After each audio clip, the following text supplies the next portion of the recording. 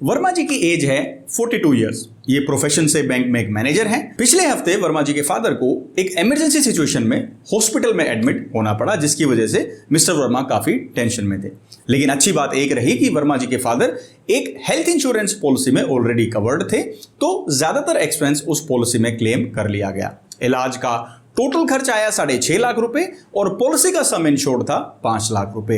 तो एक्सेस के 1.5 लाख रुपए वर्मा जी को अपनी जेब से देने पड़े। लेकिन अब उनके फादर स्वस्थ हैं, वो रिकवर कर रहे हैं, तो ये कोई बड़ी बात नहीं है। लेकिन इलाज के 3-4 दिन बाद जब वर्मा जी कुछ डॉक्यूमेंट्स को चेक कर रहे थे तो उन्होंने देखा कि इनके पास एक और हेल्थ इंश्योरेंस पॉलिसी है और इस पॉलिसी के अंदर इनके फादर भी कवर्ड है। तो क्या अब भी वर्मा जी ये एक्सेस के जो 1.5 लाख रुपए उन्होंने खुद पे किए हैं, इस अमाउंट को इस दूसरी पॉलिसी से क्लेम कर सकते हैं? अगर वर्मा जी की पहली पॉलिसी में कुछ अमाउंट को पेमेंट या डिडक्टिबल के तौर पर इंश्योरेंस कंपनी ने डिसअलाउ कर दिया था, वो कवर नहीं हुआ, क्या इस तरह की डिडक्शंस भी सेकंड पॉलिसी में क्लेम की जा सकती हैं? और मान लो इलाज के दौरान वर्मा जी को अपनी जो अलाउड रूम रेंट कैटेगरी है उस कैटेगरी का रूम हॉस्पिटल में नहीं मिलता है और वो उससे ऊपर वाली कैटेगरी का रूम ले लेते हैं, जिसकी वजह से insurance company total claim amount से कुछ प्रोपोर्शनल डिडक्शन कर लेती है। तो क्या इस तरह की पैसे की कटौती दूसरी पॉलिसी से क्लेम की जा सकती है? और फाइनली वर्मा जी की पॉलिसी थी 5 लाख रुपए की, लेकिन पोस्ट हॉस्पिटलाइजेशन, प्री हॉस्पिटलाइजेशन के और भी खर्चे हुए होंगे। तो क्या वो एक्सपेंसेस इस सेकंड पॉलिसी से क्लेम किए जा सकते हैं, क्योंकि पहली पॉलिसी का तो सम इंश्योर्ड खत्म हो गया? बहुत सारे पॉलिसी होल्डर, मैं कहूंगा ज्यादातर पॉलिसी होल्डर, मल्टीपल पॉलिसीज खरीदने पर ज्यादा टाइम और एनर्जी इन्वेस्ट करते हैं, जबकि मल्टीपल पॉलिसीज के इस्तेमाल के बारे में उन्हें जरा भी क्लैरिटी नहीं है, जिसकी वजह से लाखों रुपए का नुकसान किसी भी क्लेम के दौरान हो सकता है, जबकि आपके पास ऑलरेडी काफी सारी हेल्थ इंश्योरेंस पॉलिसीज हैं। तो आज के इस वीडियो में मैं आपको एक ही क्लेम के अंदर मल्टीपल पॉलिसीज को कैसे इस्तेमाल करना है, यह बिल्कुल आसान भाषा में बताऊंगा। कैसे आप अपने एक ही ट्रीटमेंट के लिए 2 पॉलिसीज या उससे ज्यादा पॉलिसीज का इस्तेमाल कर सकते हैं और क्या क्या रूल्स, टर्म्स और लिमिटेशंस हैं मल्टीपल पॉलिसीज को लेकर, जो आपको पहले से पता होनी चाहिए। क्योंकि ये सिर्फ पैसा बचाने का सवाल नहीं है, ये पैसा क्लेम करना हमारा हक है और मल्टीपल पॉलिसीज खरीदने से पहले इनका इस्तेमाल करना हमें आना चाहिए, ऐसा मुझे लगता है। तो बिना देरी किए आइए फटाफट इस वीडियो को शुरू करते हैं। सबसे पहले दोस्तों हमें इंडेमनिटी वर्ड को समझना होगा। इंडेमनिटी का मतलब है कि किसी भी इवेंट में हमें जितना नुकसान होता है हमें उतना ही क्लेम मिलेगा। यानी अगर मेरे 100 रुपए गुम हो जाते हैं, मुझे किसी पॉलिसी में इसका कवरेज मिला हुआ है, तो मुझे 100 रुपए का ही क्लेम मिलेगा। यानी लॉस का जो भी अमाउंट है उतना ही आपका कंपनसेशन का अमाउंट रहेगा। तो इसे इंडेमनिटी कहा जाता है। जो हमारी हेल्थ इंश्योरेंस पॉलिसीज हैं ये बेसिकली इंडेमनिटी बेस्ड पॉलिसीज हैं। जितने रुपए का इलाज में खर्च आता है, हॉस्पिटल का बिल बनता है, पॉलिसी कवरेज के हिसाब से हमें उतना ही क्लेम दिया जाता है। अब मैं आपको मल्टीपल हेल्थ इंश्योरेंस पॉलिसीज, यानी एक से ज्यादा हेल्थ इंश्योरेंस पॉलिसीज अगर आपके पास हैं, तो उनके इस्तेमाल से जुड़ी हुई बहुत जरूरी टर्म्स एंड कंडीशंस बताने वाला हूं। और ये सभी terms and condition indemnity based health insurance policies पर एप्लीकेबल हैं। यानी ऐसी हेल्थ इंश्योरेंस पॉलिसीज, ऐसी कवरेजेस जिनके अंदर नुकसान की लिमिट तक आपको कंपनसेशन मिलता है। तो सबसे पहला केस, सबसे पहला सिनेरियो हम यहां पर लेते हैं। पहली जो मान लो हमारे पास, आपके पास एक पॉलिसी है, पॉलिसी 1, जिसके अंदर सम इंश्योर्ड मान लो है से 4 लाख रुपीज। आपकी वो कॉर्पोरेट पॉलिसी भी हो सकती है, पर्सनल हेल्थ इंश्योरेंस पॉलिसी भी हो सकती है, लेकिन ये हमारी पहली पॉलिसी है। दूसरी जो पॉलिसी हमारे पास है, पॉलिसी 2, उसका सम इंश्योर्ड है 25 लाख रुपीज। ये मेरी इंडिविजुअल हेल्थ इंश्योरेंस पॉलिसी है। और जो इस पहले केस के अंदर क्लेम आता है, that is of 6 lakh rupees. The claim is of 6 lakh rupees. अब मुझे इस क्लेम के लिए इन दोनों पॉलिसीज का इस्तेमाल करना है, तो मैं कैसे करूंगा? सबसे पहले मुझे पहला जो स्टेप होगा, एक प्राइमरी पॉलिसी को डिसाइड करना होगा।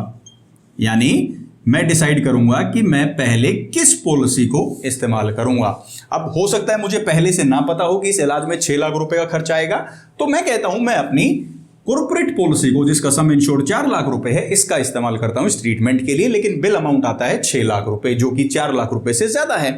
तो बाकी के बचे हुए 2 लाख रुपए जो हैं वो सेकेंडरी पॉलिसी से क्लेम किए जा सकते हैं।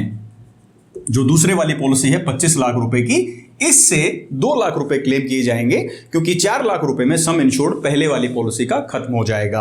अब ये 2 लाख रुपए आप कैसे क्लेम कर सकते हैं? आप इसे कैशलेस भी क्लेम कर सकते हैं, आप इसे रिम्बर्समेंट क्लेम के तौर पर भी इंश्योरेंस कंपनी से ले सकते हैं। अगर आप चाहते हैं कि एक ही क्लेम के अंदर मल्टीपल पॉलिसीज से कैशलेस क्लेम कैसे प्रोसेस किया जाए, उसमें क्या इंपॉर्टेंट पॉइंट्स हैं, अगर उसके ऊपर अगर आप डिटेल्ड वीडियो चाहते हैं तो प्लीज कमेंट सेक्शन में ऐसा लिख दें कि cashless claim for multiple policies, तो मैं उसके लिए अलग से वीडियो, डेडिकेटेड वीडियो आपके लिए बनाऊंगा। तो पहले केस में हमने समझा ये बिल्कुल सिंपल है कि आपका सम इंश्योर्ड खत्म होने के बाद दूसरी पॉलिसी से आपकी अमाउंट क्लेम कर सकते हैं।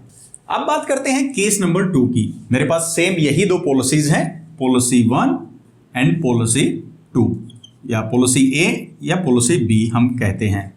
तो ये मेरी प्राइमरी पॉलिसी है, ये मेरी सेकेंडरी पॉलिसी है।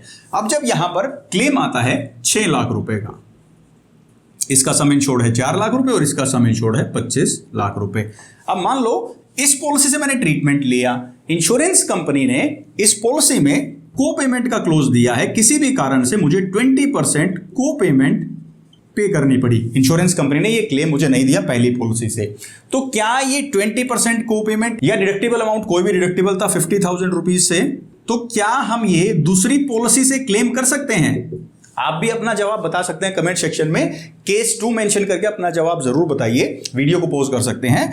क्या हम ये को पेमेंट जो हमारी पहली पॉलिसी से, प्राइमरी पॉलिसी से डिडक्ट की गई है, या ये डिडक्टिबल का अमाउंट, इस तरह का कुछ भी डिसअलाउड एक्सपेंसेस हैं जो पहली पॉलिसी कवर नहीं करती है, क्या ये दूसरी पॉलिसी से हम कवर कर सकते हैं? जबकि अभी पहली पॉलिसी का सम इंश्योर्ड खत्म नहीं हुआ है, तो क्या ये डिसअलाउड अमाउंट हम इस पॉलिसी से कवर कर पाएंगे? तो इसका जवाब है हाँ। तो ट्रीटमेंट के दौरान कोई भी ऐसे डिसअलाउड एक्सपेंसेस जो आपकी पहली प्राइमरी पॉलिसी आपको अलाउ नहीं करती है, क्लेम आप नहीं कर सकते, वो आप दूसरी पॉलिसी से क्लेम कर सकते हैं। अब बात करते हैं केस नंबर 3 की।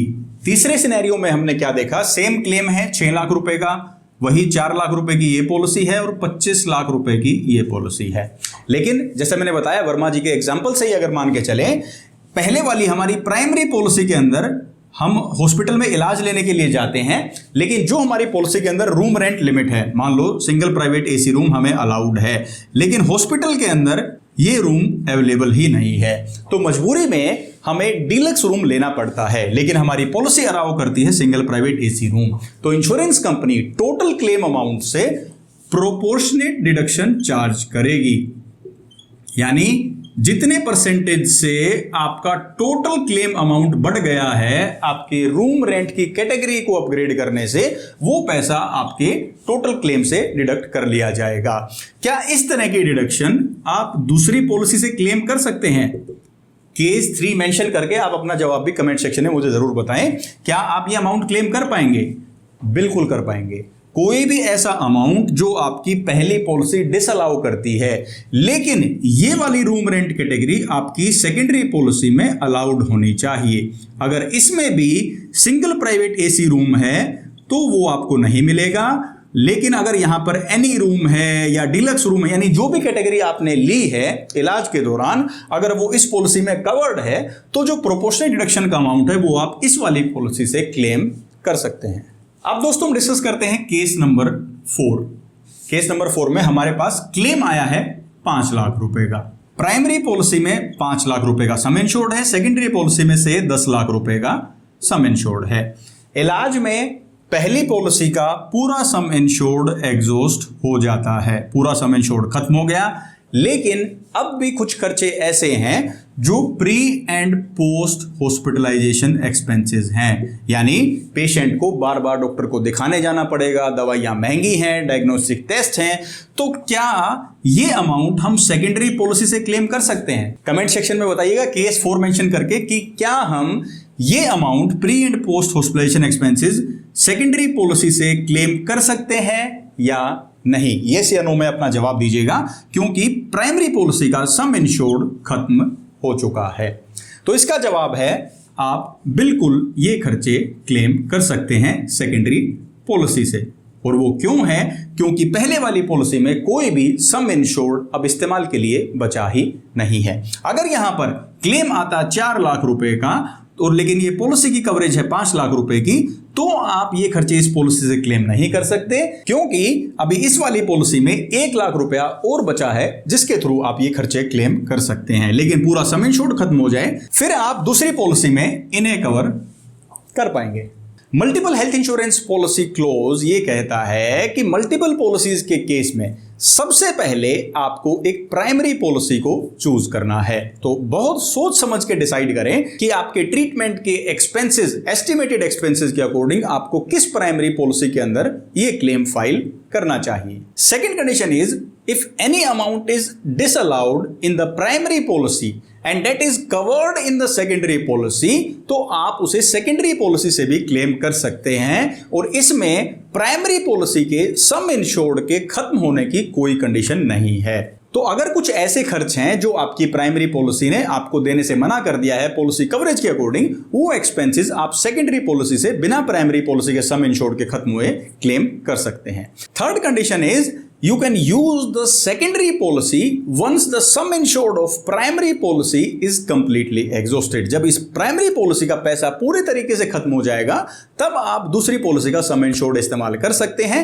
लेकिन अगर कोई खर्च प्राइमरी पॉलिसी ने देने से मना कर दिया है वो आप बिना सम इंश्योर्ड खत्म हुए भी सेकेंडरी पॉलिसी से क्लेम कर सकते हैं, बशर्ते इस सेकेंडरी पॉलिसी में उसकी कवरेज होनी चाहिए। और फाइनल कंडीशन ये है कि आप एक ही एक्सपेंस को दोनों पॉलिसी से क्लेम नहीं कर सकते। जैसा कि मैंने इस वीडियो की शुरुआत में बताया था, इंडेमनिटी बेस्ड पॉलिसीज में आपको लॉस की लिमिट तक ही कंपनसेशन मिलता है।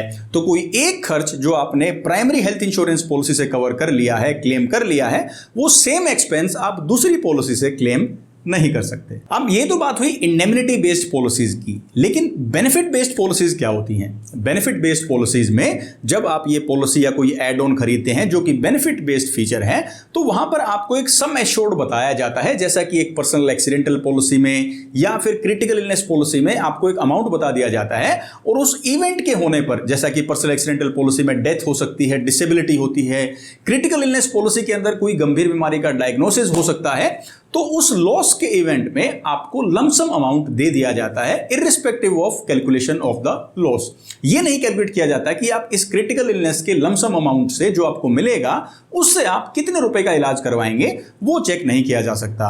और खास बात यह है, बेनिफिट बेस्ड जो फीचर्स होते हैं, पॉलिसीज होते हैं, उसमें आप एक ही लॉस को, एक ही नुकसान को मल्टीपल पॉलिसीज से भी कवर कर सकते हैं, क्योंकि हर सम एश्योर्ड के लिए आपने अलग से प्रीमियम पे किया है। तो अगर आपके पास एक से ज्यादा हेल्थ इंश्योरेंस प्लान है, चाहे वो कॉर्पोरेट प्लान के साथ एक सुपर टॉप अप प्लान है या 2 इंडिविजुअल हेल्थ इंश्योरेंस पॉलिसीज हैं, फैमिली फ्लोटर प्लान आपने 2 ले लिए हैं, तो सिर्फ इनका प्रीमियम भरने से काम नहीं चलेगा, इनका सही इस्तेमाल भी आपको आना चाहिए। इलाज में हर एक पैसा जो लगता है, खर्च होता है और वो आपकी पॉलिसी में कवर्ड है, उसे पाना, उसे इंश्योरेंस कंपनी से लेना, ये आपका हक है, ये आपको मिलना ही चाहिए, क्योंकि आपने पॉलिसी का महंगा प्रीमियम पे किया है, जो बहुत मेहनत से आप कमाते हैं, वो पैसा आपने हेल्थ इंश्योरेंस में इन्वेस्ट किया है, तो सही इस्तेमाल से अपना एक एक पैसा आप इन पॉलिसीज से क्लेम कर सकते हैं।